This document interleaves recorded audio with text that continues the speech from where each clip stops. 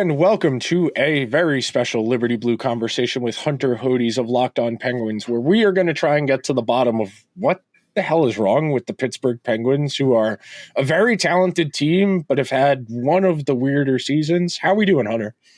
I'm doing good. It's been a very wild ride so far as we're about to start March for the Pittsburgh Penguins, but they've won 3 in a row for only the third time this season. And they'll try to make it 4 in a row against the Seattle Kraken. So we'll see if the late season March of the Penguins actually happens this time.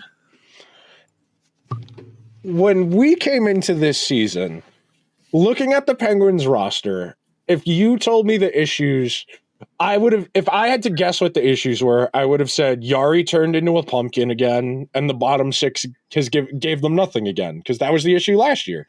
Jarry was pretty mediocre, and the bottom 6 was awful. Jeff Carter was playing third-line center. They really didn't have the right complement of guys, and the moves they made in the offseason, on paper, I understood what they were trying to do. They got a little flexibility. They got rid of some bad contracts. They brought in the guy who won the friggin' Norris last year. They brought in a second pair defenseman who was pretty good on the Devils last year. And Karlsson's been fine. I wouldn't say he's been great, but he's been fine. Jarry's been good. Jarry's actively been good for them this year. And still, it feels like something's off. And I really can't put my finger on it, because when I watch them, they look like a decent team.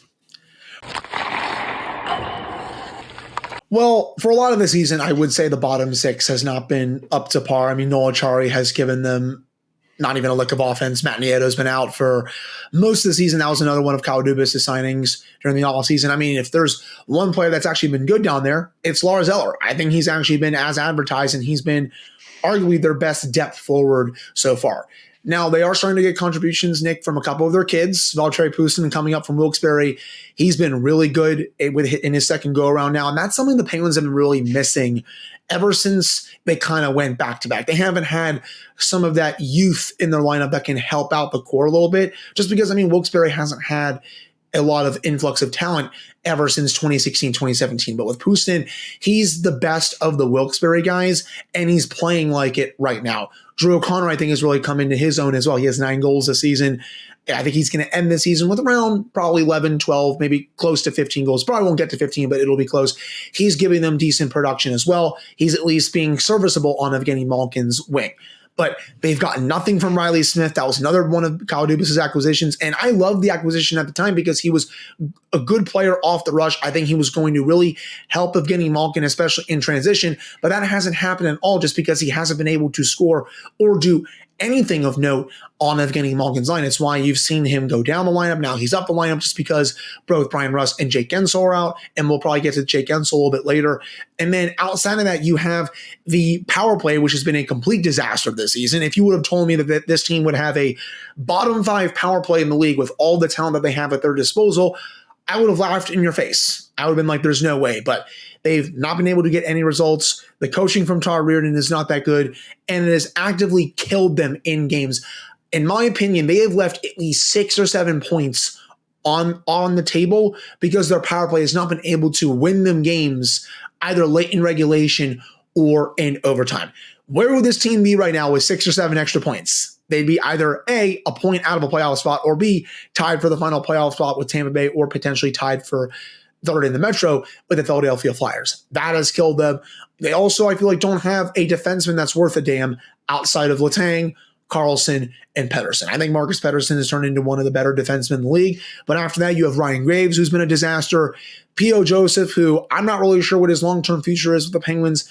And then Chad Ruedel, who I think is a fine number 6, number 7. But again, I just don't think he moves the needle that much. I don't know where this team would be without the play of Sidney Crosby and Jake Guentzel.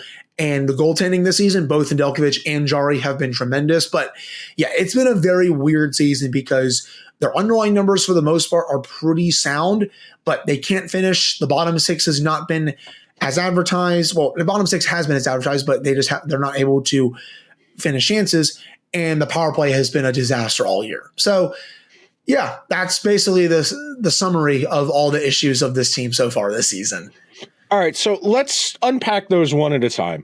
I know the power play has been the talk of the season. Like, I remember when Sam Bennett scored his 23rd or 24th power play goal, and he passed the Penguins as a team and power play goals. Could you describe a little bit what's not working about the power play? Because the personnel to be effective is there, but mechanically, what are they attempting to do that's not working? I feel like it really starts with the zone entries. They are terrible at gaining the zone on the power play. They still do that stupid slingshot drop pass that makes no sense. I can't stand when they do the drop pass. I don't like going backwards to go forwards.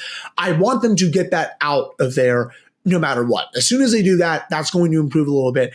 And I want someone to take charge when they have the puck coming in and be able to gain the zone and then set it all up. When I watch the better power plays in the league, for example, the Panthers, they're not doing stuff like that. Someone is taking charge, getting into the zone with control, getting it back to the point, and then everyone gets in position and they're able to, pass around a little bit before getting shots on net, and then they have a net front presence. The Penguins also, I think, are really missing that true net front presence that Patrick Hornquist provided for so many years.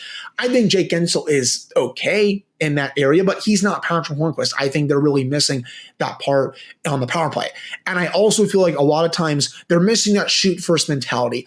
I feel like the Penguins a lot of times are trying to pass the puck into the back of the net. They're trying to be like the Harlem Globetrotters, but that's not going to work against most penalty kills in the league.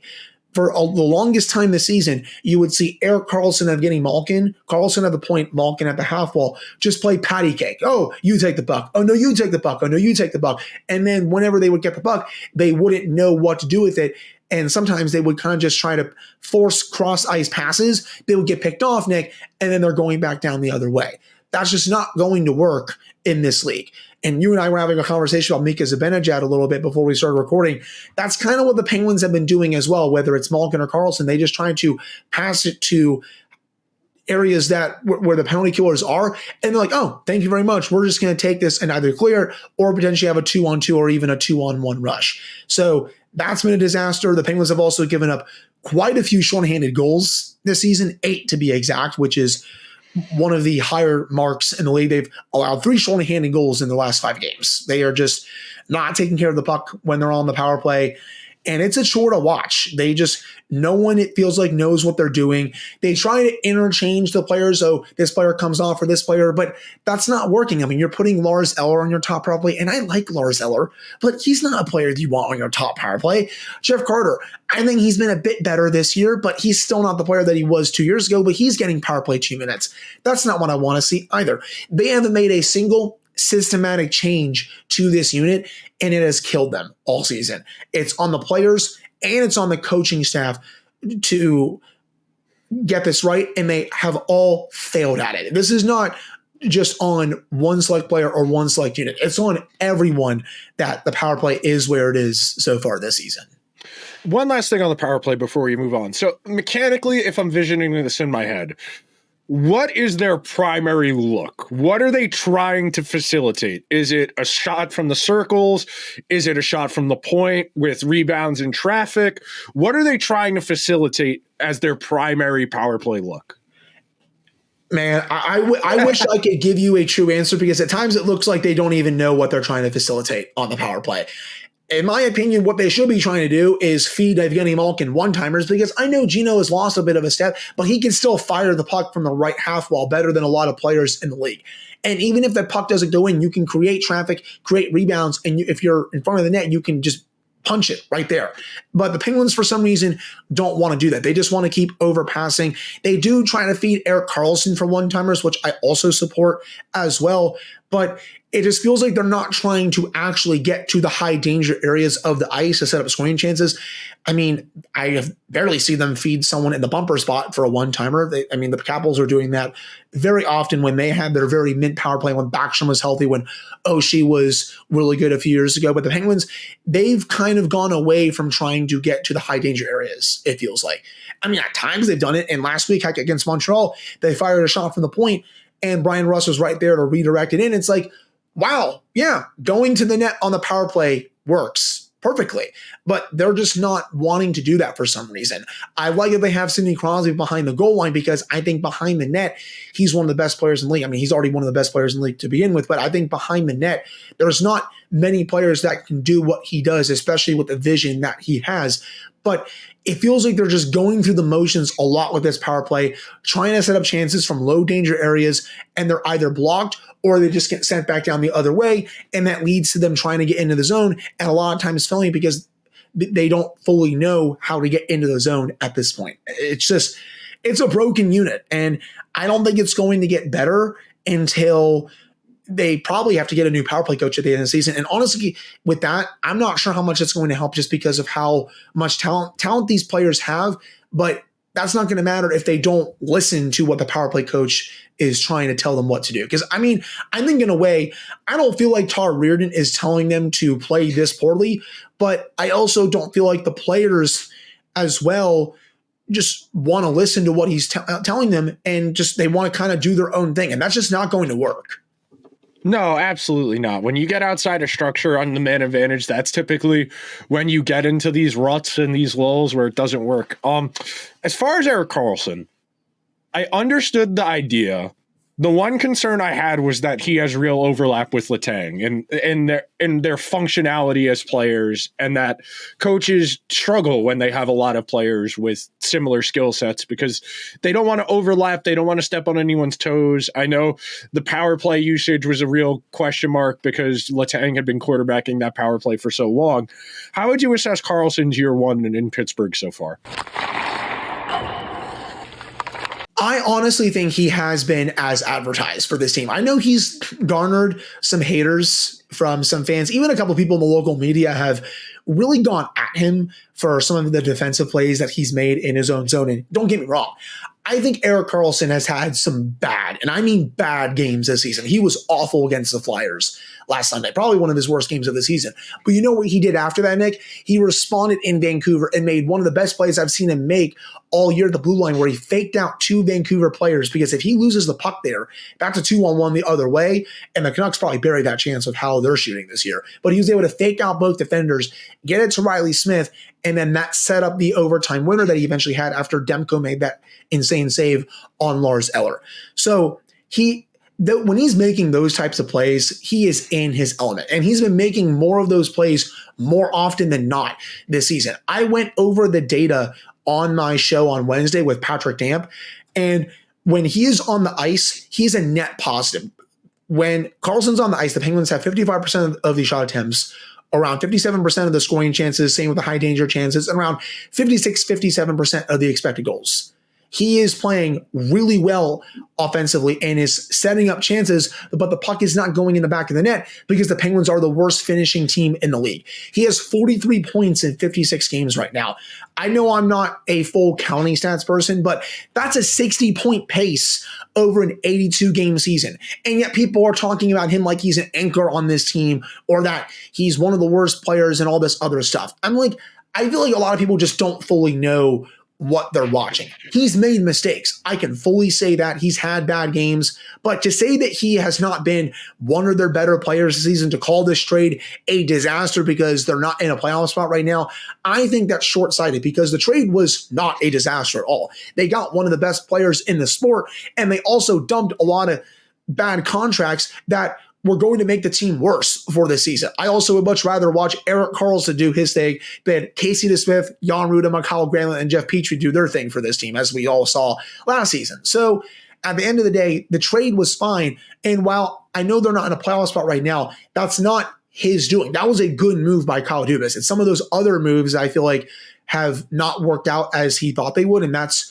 what's harming the team a bit more right now compared to Erik Karlsson. But in my opinion, he has been as advertised this season. He was never going to be a 100-point defenseman again. I think people had unrealistic expectations for him. I mean, I had him around 70 to 80 points this season because I thought he was going to be around there. And while he may not get to 75, 80, he's still going to get to at least 60, potentially 65 at the end of the season.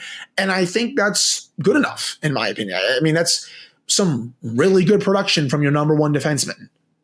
No, absolutely. And you got to remember, he's going to play less minutes because Letang is ahead of him in the pecking order. When you're playing fewer minutes, Right. you're going to lose opportunities at counting stats. That's why counting stats are not the be all end all. When you don't have as high of a usage rate, your counting stats are going to take a dip.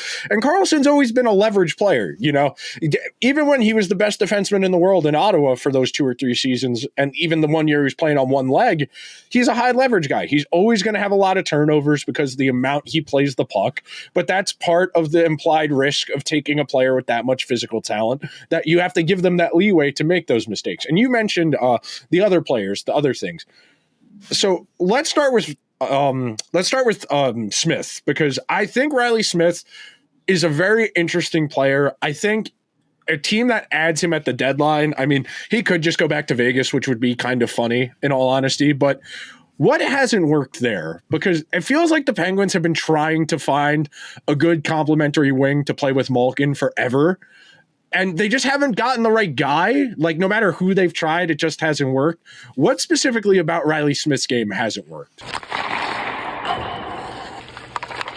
He hasn't been good off the rush at all this season, and that was a spot that I really thought he was going to be good at, because he was great off the rush in Vegas, and I thought that was going to be really helpful to Gino, because as his skating has gone down a little bit and just as his game has gone down a little bit, he's going to need players that can finish his chances off the rush. Well, Reilly Smith has not done that at all this season. I thought he struggled a little bit to start the year, but then he went on a really nice heater, and it was kind of looking like the chemistry that Malkin had with James Neal all those years ago. And I was like, oh, this trade's looking really good right now. But after that, it just went south. I mean, he's not finishing his chances. At times, it feels like, I don't know, maybe he doesn't want to be in Pittsburgh just because he won the Stanley Cup in Vegas.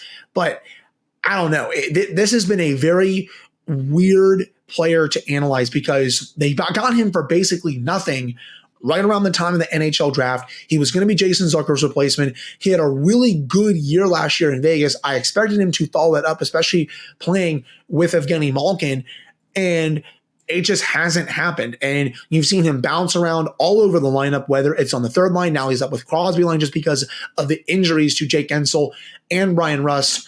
And he just hasn't been close to the good fit that I thought he was going to be. It kind of reminds me a little bit of a way of Derek Brassard when he played for the Penguins. Like, I loved that trade at the time. I thought he was going to be a great third line center for the Penguins, but it just didn't work out that way. And it looked like at times that he didn't even want to play in Pittsburgh. And that's what it feels like it is at times with Reilly Smith. I mean, he probably doesn't feel like that overall, but that's just how it feels like when I'm watching, when I see his body language. It just looks like, man, like, does he even want to be playing for this team and trying to help his team get to the playoffs? But you have that, not scoring off the rush. His playmaking ability has also gone down a bit, and his play away from the puck has also not been that good at all this season. So it has just been a complete disaster so far. And I think overall, even though there's 8 days until the trade deadline, I expect them to move him by the deadline next week. Now, granted, we have to see how this team does over these next 4 to 5 games. They're on a 3-game winning streak heading into Thursday night's game against Seattle.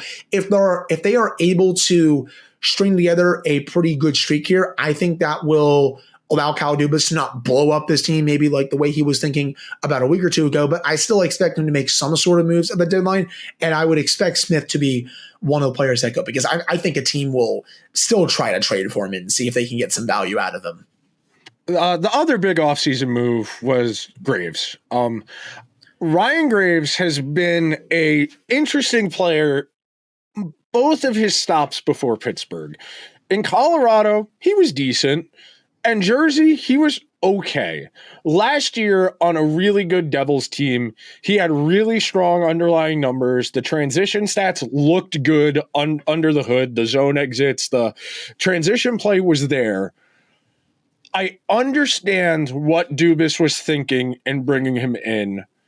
But is this a case of the team kind of forecasting or trying to project onto a player what they think he is, as opposed to what he actually is?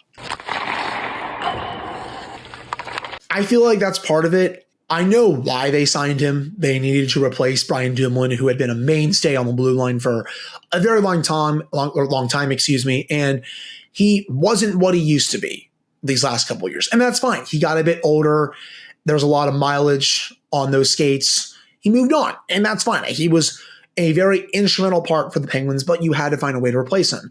And when they were bringing in Ryan Graves, I was higher on him than a lot of other people. And I can fully put that out there, and I will eat crow on it. I thought the way he played, his skating ability, the way he's able to shoot a lot from the point and get deflections from players in front of the net from the point, I thought that was going to be a very good asset to the Penguins, because that's what I saw on film. And even also his underlying numbers I thought were not terrible. I mean, they weren't like life-changing, but they weren't terrible, to say the least. I didn't think this was going to be Jack Johnson level bad. But sure enough, Nick, I think it's gotten to that territory right now. I think they started playing him with Chris Letang, and I was like, okay, I don't fully mind that, just because Pettersson and Karlsson, that's a really good pairing, though. I mean, I prefer Marcus Pettersson on the top pairing just because how good he is. But very quickly, I learned that that pairing was a disaster. Graves was not covering up for even a few mistakes that Letang would make. He was also a complete mess in his own zone, just making way too many turnovers. And the same could be said with Erik Karlsson. His underlyings with Karlsson are atrocious. Like, they were on the ice for more goals against than they were for goals for. And it was actively hurting Karlsson when he was on the ice. Thankfully, Mike Sullivan noticed that, and then he demoted him down to the third pairing to play with Chad Riedel. But the problem with that is, this player that's on your third pairing, 5 years left at $4.5 million. That's not the player that you want to have on your third pairing, if I recall correctly. So it's just been a disaster of a fit so far. He's 6'4", but he doesn't play like it. He plays like someone who's like 5'8". It feels like he's so soft along the boards, soft in front of the net. He doesn't use his size to his advantage, and it drives me crazy. He's one of the biggest players on the ice when he's out there, but he's like afraid to make a hit, to make a play, and just separate man from puck. And I don't understand it. Again, he's just a complete train wreck in his own zone. He doesn't do anything offensively. It's been really bad so far to watch. I mean, I didn't expect him to, light the world on fire for the Penguins. I expected him to be a decent top four defenseman, but to say that I expect him to be this bad, or anyone expected him to be this bad, we're all just lying to ourselves at this point. So opening things up a little bit more broadly and open-ended, what did you think initially of bringing a guy like Dubas in, who's known to tinker, who's known to kind of be, I don't want to say forward thinking, because that's not the exact right phrase I'm thinking of, but experimental, I would say, to a group that I don't think you can ever say a team that has Sidney Crosby on it is like totally dead as a contender, but really uphill battle to become a contender again. And I understood a lot of what he was trying to do, but it very clearly hasn't worked out. Just where are you at from an organizational perspective? How do you feel about the way the last 14, 15 months have played out? Going back to last year's deadline, the moves they made then, the offseason, and where we are now. Well, I'm not on cloud nine, if that's what you're asking. I think there have been a lot of misses. There have been some hits that Kyle Dubas has made. I think the Alex Nedeljkovic signing was tremendous. The Karlsson trade we talked about was great. The Lars Eller signing has been really good so far. Even the Reilly Smith trade, I'll go to my grave saying I like the trade. It just hasn't worked out. Even Ryan Graves, I like the player. That just hasn't worked out either. But the bottom six moves outside of Eller, I guess I just didn't fully understand what Dubas was thinking when he was bringing in a bunch of defensive forwards, because the biggest problem the last couple of years for this team has been they've been getting production from the top guys in the top six and also from their back end at times, but they haven't been able to get that depth scoring to really balance that out when the top players don't have it for a few nights. And when they were winning the cups in 2016, 2017, they had that third line that could balance it out. The HBK line was awesome. Heck, even their fourth line with, Eric Fair, Matt Cullen, for example, even Scott Wilson for a time, those guys were chipping in when some of the top players weren't. And right now, the Penguins don't have a fourth line that can even do that. I mean, Jeff Carter, he's been a little bit better this year, but he's still an anchor. Jansen Harkins has 4 points in 40 games. I don't really know why Mike Sullivan likes him so much. It's kind of at the Craig Adams discussion at this point. And then Noel Acciari, good on the penalty kill, but that's really it. I mean, he'll block some shots for you overall, but he's not going to give you any offense. I don't like giving term and just a little bit too much money to defensive specialist on your fourth line. I just don't really like it that much.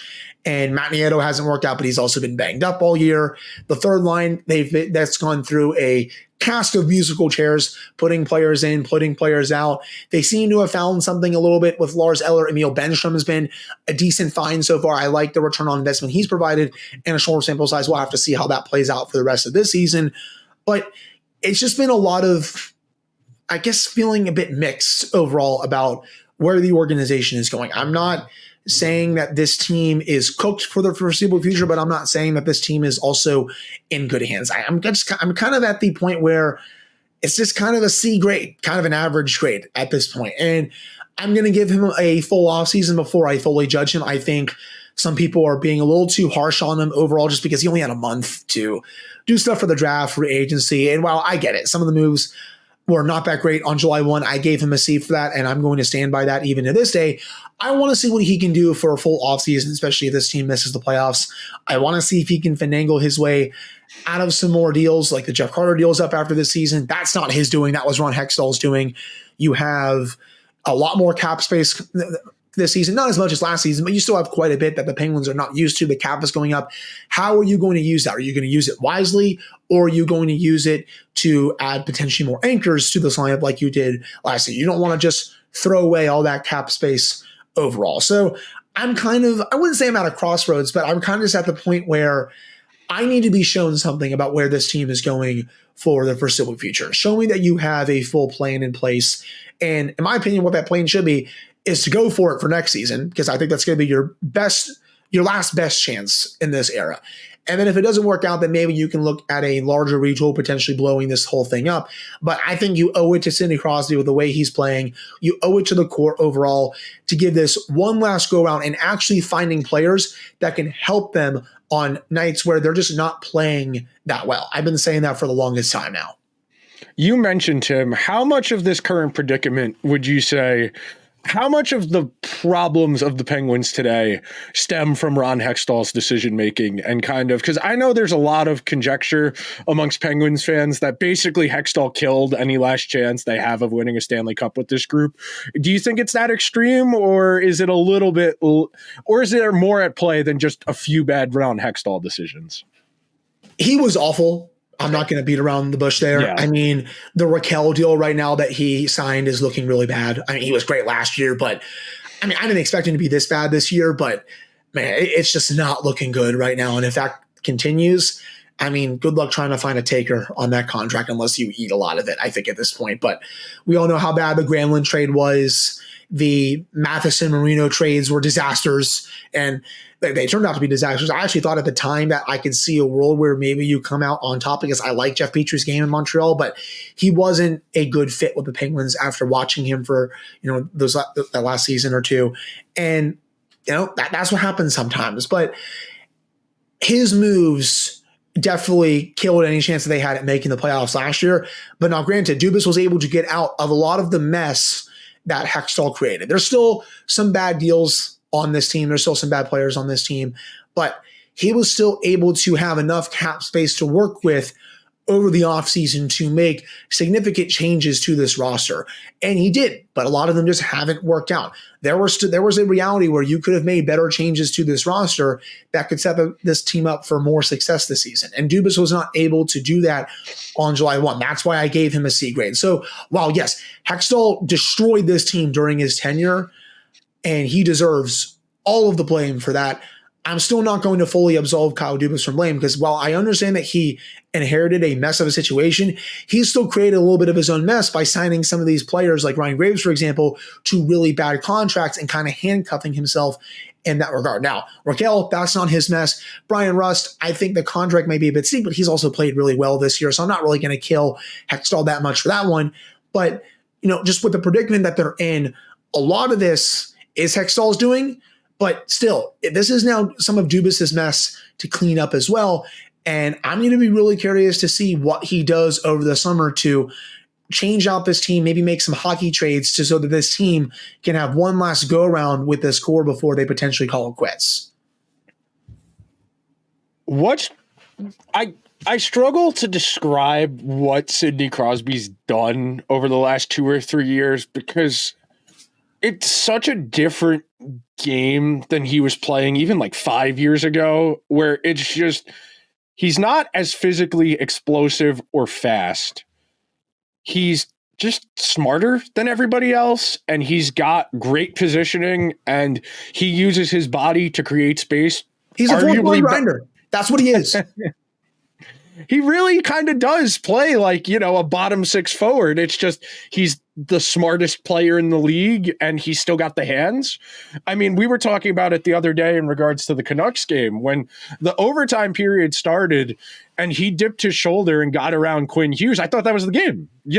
Sid is not as fast as he was in a straight line. I mean, people forget that, like, pre-concussions, Sid moved the same way McDavid did. Yes, he did. He was that much faster than everybody else. And granted, the league was a lot slower, 15 years ago when he first came in. But Sid was that level of dynamic. And now he's just wholly reinvented himself.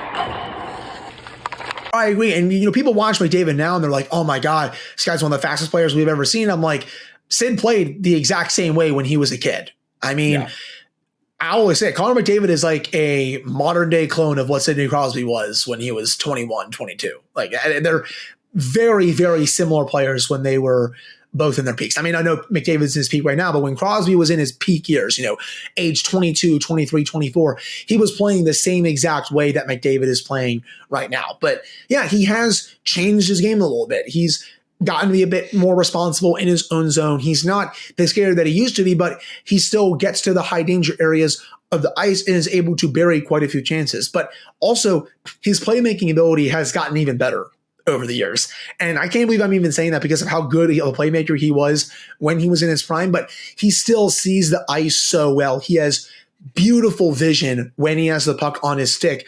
And it's no surprise that when he's on the ice, the Penguins offense is getting plenty of quality chances. I mean, this team, you can make an argument for a lot of this year that this team has been a one-line team when it's been Gensel with Crosby and whoever else has been on his line, Rickard Rakell or Brian Rust. And that's because that line has great underlying numbers and they drive so much of this team's offense. For a lot of nights, it was just Crosby and Gensel doing the work. Brian Rust would do it at times. Sometimes Evgeny Malkin would get on the score sheet, Chris Tank, Erik Karlsson, but a lot of nights it's Sid and Jake.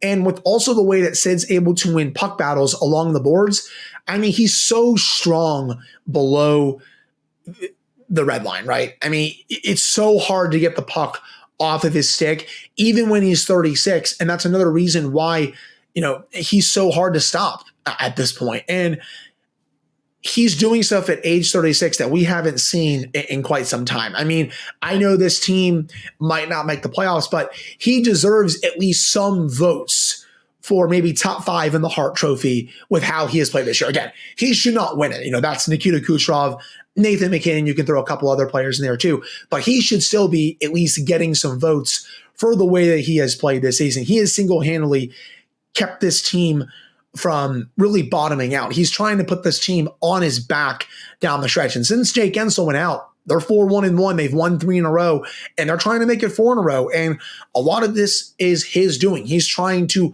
will this team into the playoffs. He was very upset after last season when they missed, and rightfully so. You had a streak that long.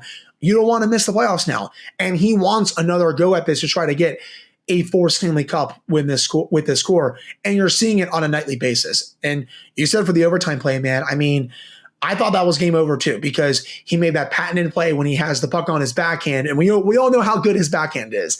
I thought he was going top cheese with that puck. I know he didn't have that full angle, but usually it's a play that Sid makes, and I thought that was game over 20 seconds in. He's really found a different element to his game that I wasn't sure I was there. And I think it's it is hard to talk about the Penguins without talking about them through the lens of Sid, because he's such, when all said and done, he's probably going to end up on the Hockey Mount Rushmore. He probably takes the Gordie Howe spot because we need a contemporary player on there. But it feels like we're kind of at the end of that window. And what it means going forward, I know the insiders have bills to pay, so they will talk about, maybe he'll go to Montreal, maybe he'll go to Colorado. It feels like no matter what, I feel like they're going to keep the 3 of them together. And then whatever happens 2 years from now, I feel like Sid's going to play through the Olympic year because he'll want to go to the Olympics one more time. And then after that, it's really up in the air if he keeps playing. As far as the next year and a half, you mentioned that you would like them to do what they can over the next week and a half to kind of get some assets, to kind of reset. In your mind, I'm not saying specific players or specific returns. What are you looking for over the next week as a sign of, okay, they realized they messed up. This is what they did to rectify it? I just want to see Dubas take responsibility for maybe some of the mistakes that he made. For example, say they trade Reilly Smith, Nick. That's at least him taking responsibility by saying, yep, this didn't work out. I tried something. I thought the trade was fine, but you know what? He hasn't given us the right value. I'm going to move him to another team, whether it's Vegas. I know some insiders have put out Florida as a potential team, and I'm going to get what I can for someone like that. And I know they have an injury situation right now with Brian Rust. Jake Gensel's also hurt, and we have to see what happens with that. I mean, I would still look to sign Jake Gensel, but that's a different discussion. But that's at least something that I would want to see over the next week. Can you own up to the mistakes that you made? Because for the faults that Jim Rutherford had when he was Penguins general manager, he was usually really quick, to know that he made a mistake and to rectify it and send that player out. Outside of Jack Johnson, I would say. I think that took them quite a while for that to happen, in my opinion. But I think you got to just know when something isn't working out, you got to find a way to get out of it. And I think that's the biggest thing with Reilly Smith. Rickard Rakell, I mean, that wasn't Dubas's doing, so I'm not going to put that on him. But if you can maybe find a taker for him, especially with the way he's been playing as of late, I would look into doing something about that. The goaltending situation is interesting. There's rumors or reports that all three goalies are available. I would not trade Tristan Jarry, though, in my opinion. I think he's been great all year. Unless you get a king's ransom for him, I would not do that, just because I don't think goalie trades usually bring back a lot of value. It's kind of feast or famine when it comes to that. It's more often famine, in my opinion. But I just want to see a semblance of a plan. What do you want to do for the rest of the season heading into the offseason? Do you want to punt? Do you want to stand pat, not buy or sell? Or if you do move, you move out a player that hasn't worked out that much. So I just want to see a semblance of a plan for the rest of the season and heading into the offseason. Do you want to trade Jake Gensel, the best winger that Crosby has ever had, and get back potentially a decent return? That's going to be the biggest question for me. What do you do with that player? He's getting closer to being ready to come back. He's already starting to skate, but he can't come back until after the trade deadline. What do you want to do with that player? You saw the Chris Tanev trade on Wednesday, and while I know that's a different position, I saw the return the Flames got, and I'm like, that doesn't give me that much confidence that Jake Gensel is going to get a massive return, because Jake is deserving of a good return. He is deserving, I think, of at least a first-round pick, a potential conditional first-round pick, a top prospect, and a pretty decent roster player. And if you're just getting a bunch of futures back, I don't want that. I don't want a bunch of futures back for... Futures don't help the Penguins. No, they're trying to win next year. They need roster players or prospects who have made the NHL. They're not in a position to kind of kick the can down the road. So now, two last questions. Okay, if you can get futures and you can get immediate help, then okay, I would be more down to do it, because there's been no indication that Jake, wants to stay, just because, they haven't agreed to a contract yet. But if you're just going to get back a bunch of magic beans from Jack's Beanstalk beans, I'm not really interested in trading away a 40-goal scorer for the sake of it. I mean, at that point, you're also just kind of punting on the season to begin with. That's why I've just never really been that high on trading him, because you're going to have cap space available to you to sign him this offseason. Even when if you do sign him, you'll have other cap space to make other moves, and you'll have opportunities to open up more cap space to maybe make hockey trades. So that's why I've just never really fully been big on trading Gensel, because I've seen these types of deals so many times, Nick, and a lot of times the player that gets traded doesn't bring back as much value as fans think they're going to come back. And that's my biggest worry about this.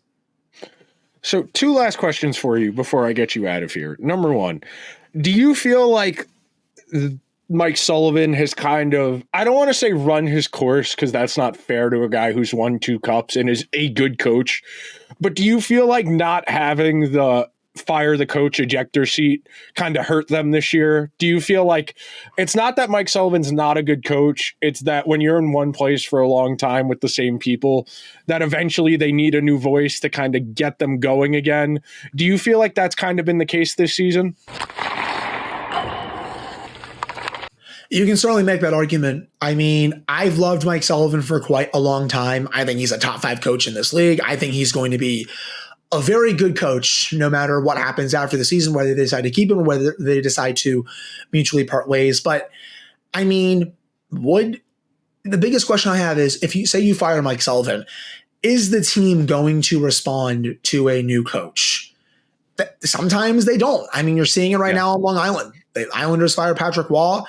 It's a move that I think made some sense, but they're still not getting the results. Minnesota was kind of the same way.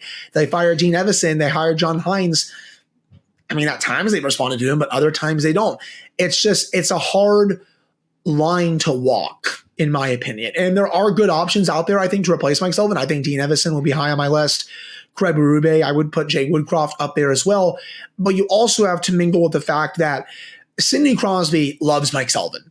And he's gone on record to say that he doesn't want to play for any other coach other than Sullivan. So I think that also weighs a little bit in the Penguins' minds. And also, Nick, he has an extension that hasn't even started yet. He's expected to make $5.5 to $6 million per year on his next contract. And I know that if they were to fire him and he was picked up by another team, they would not have to pay that money. So that is good. They have that option. But I still think FSG thinks the world of Mike Sullivan. I think Kyle Dubas thinks the world of Mike Sullivan.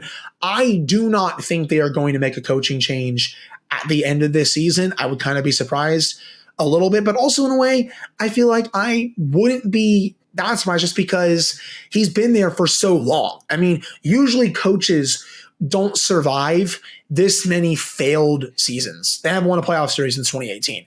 What other coach survives that? In the NHL specifically. I know there's another team in Pittsburgh where a coach survives something like that, and that's the Pittsburgh Steelers with Mike Tomlin. And I love Mike Tomlin, by the way. But isn't it kind of like a very Pittsburgh thing where coaches are surviving quite a few seasons without a lot of playoff success? It's kind of similar in that regard a little bit. But, I mean, in a way, I would be surprised if they were going to move on just because I know Sidney Crosby loves him. But in a way, I wouldn't be because that's, I feel like, the last card the organization hasn't pulled yet. They've switched out the front office. They switched out the players, and they've done that numerous times. They haven't done it to the coach, though. So does that happen this offseason? We'll have to see, but I still think it's kind of more unlikely than it is likely. All right, so the last question I have for you is a two-part question. Number one, as far as performance at whatever, what has to change / get going for them to make the playoffs? And how likely or feasible do you think it is for them to make the playoff? I just need to see more consistency. I feel like, I mean, yeah, they've won 3 in a row, and they've only done that 3 times, but you got to stack wins. You can't just go winning 3 in a row, then you're losing 2 in a row, then you're winning 3 in a row. You got to go on a long streak. That's what I think has been really missing from this team this season, because when they've made the playoffs, they've gone on, 7, 8 to 10 game winning streaks, sometimes even longer ones, to really solidify themselves as a playoff team. But they haven't had that true hot streak yet this season. Their longest winning streak has been 5. So that's the biggest thing. I want to see more consistency. I want to see the power play wake up a little bit more. It's been scoring a little bit more these past couple of games, but they've also been giving up shorthanded goals. That can't happen. I also want to see this team, over these last 3 games at least, going forward, continue to score more. For the longest time, Nick, they went over a full month without scoring more than 3 goals in a game. But now that's starting to pick up a bit. You scored 7 against the Flyers. You scored 4 against the Canucks. And it's not just the top players that are scoring. It's not Sidney Crosby scoring. It's not even Brian Russ at times or Jake Gensel, even though he's been hurt. It's guys like Lars Eller that have been scoring. Erik Karlsson, he got his 8th goal against Vancouver. Emil Bemstrom got his first goal as a Penguin. Drew O'Connor got a goal in that game against the Flyers. You need more players to step up when the top players are not able to do it. And so far, these last couple of games, that's been happening. And I want to see that continue to happen down the stretch. I also want to see them continue to get good goaltending. I think Tristan Jarry had his worst start of the year against the Flyers. He was able to rebound a bit against the Canucks. Can that tandem of him and Nedeljkovic continue to do things down the stretch?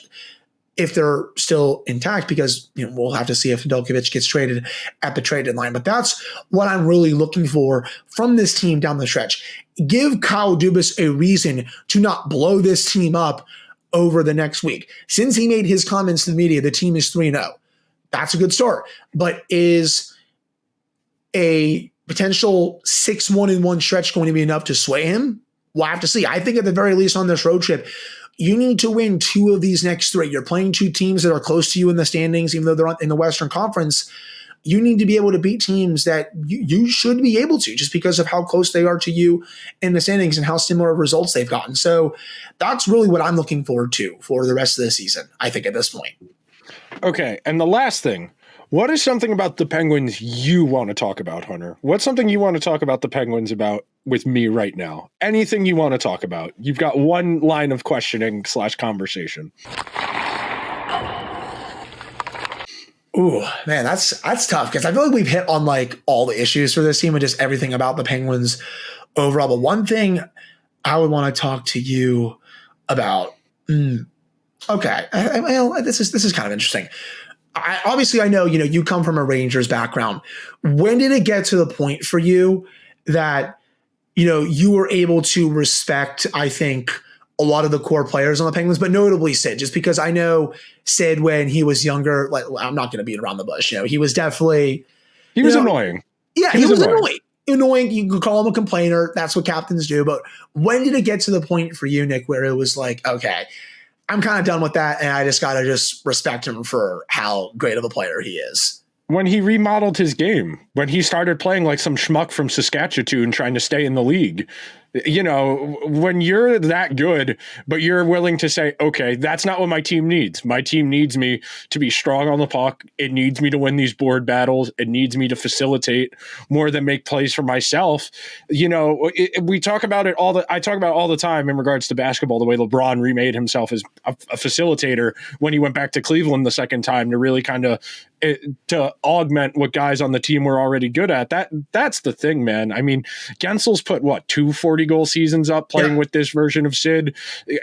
When you are genuinely great and you say, hey, I'm good at this, but my team needs me to do something else, and then you change how you play because your team needs you to do that, that's something that you can't beat around the bush. And as you get older, you just understand there aren't a lot of guys like that, man. Sid's a robot. Sid is a hockey playing Terminator.